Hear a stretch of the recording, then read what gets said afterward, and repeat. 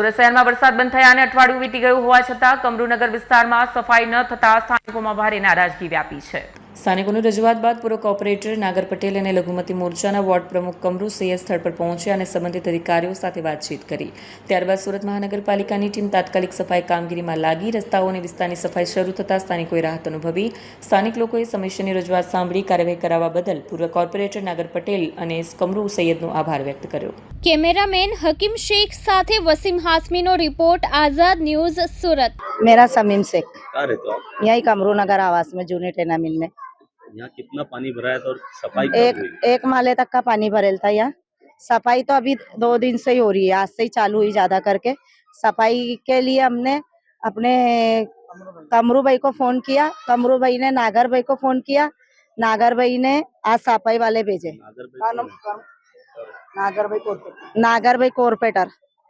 कैसा लग रहा है सफाई हो रही है? हाँ सफाई हो रही है, अच्छा लग रहा है हमारे को। पर हमको सफाई में इधर के रोड बनवाना है, रोड के लिए हमको बहुत तकलीफ है और रोड में कीचड़ बहुत है, इसके लिए। और आपको जो पैकेज मिला है? नहीं, हमको कोई पैकेज मिला नहीं और सरकार तरफ से हमको, हम यही बोलना चाहते हैं जो सब जगह मिल रहे हैं हमको भी मिले और हमारी भी आगे सहायता हुई। नागर कॉर्पोरेटर ने जो काम किया उसके बारे में क्या बोलना? हाँ, उनके लिए हम अच्छी बात बोलना चाहते हैं, उनके आभारी है और आगे भी वो हमारे लिए काम करते रहे। આપણું નામ? મારું નામ કમરૂ સૈયદ છે। હું વોર્ડ નંબર 19 આંજાણા ડુમ્માલનો વોર્ડ પ્રમુખ છું, ભારતીય જનતા પાર્ટી લઘુમતી મોરચાથી। અઠવાડિયાથી પાણી ભરાય અને હમણાં સાફ સફાઈ ચાલે છે, શું કારણ છે? ભાઈ આ કમરૂનગર વિસ્તાર છે, વોર્ડ નંબર 19 માં આવેલું છે।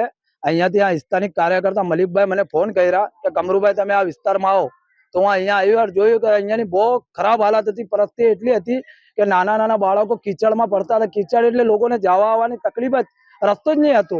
પર હું અહીંયાની વિડીયો કાઢીને મલિકભાઈ મને કીધું, હું ડાયરેક્ટ નાગરભાઈને અહીંયાથી વોટ્સઅપ કર્યો અને મેં કીધું સાહેબ બહુ પરિસ્થિતિ ખરાબ છે અહીંયાથી। તો નાગરભાઈ તુરંત ही SMC ની આખી ટીમ બધાને અહીંયા મોકલેલા, હાલમાં હાલ અહીંયાથી સાફ સફાઈ કરવા, કીચડ ઉચડ બધું સફા કરાયા। હું નાગરભાઈનો ખૂબ ખૂબ અભિનંદન પાઠવું છું કે નાગરભાઈ આ કામ કરાયા। હું નાગરભાઈથી એક વિનંતી બીજું બી કરું છું કે અહીંયાના જે રોડ રસ્તા છે સાહેબ મહેરબાની કરીને આ લોકોને બનાવી દો, કેમ કે લોકો પરેશાન છે। સાહેબ કરાવી દો, તમારો ખૂબ ખૂબ અભિનંદન। પૂરની સહાય જે મળી છે અહીંયા પ્રાપ્ત થઈ છે?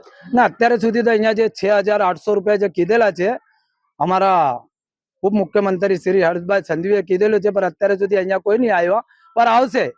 હાલમાં અત્યારે કીધેલા છે પર આવશે। અહીંયા પાણી ઓછું હતું? ના ભાઈ, અહીંયા તો બહુ પાણી હતું, 1 માલા સુધી પાણી હતું। વધારે કરતા સુરત શહેરમાં કમરૂનગરમાં જેટલું પાણી હતું એટલું કઈ પાણી નહીં હતું। સાહેબને શું રિક્વેસ્ટ કરો? હું સાહેબને રિક્વેસ્ટ કરું છું કે સાહેબ અહીંયા લોકો રોજે લાવીને રોજે ખાવા વાળા માણસો છે, ગરીબ લોકો છે, એ લોકો પર ધ્યાન રાખો।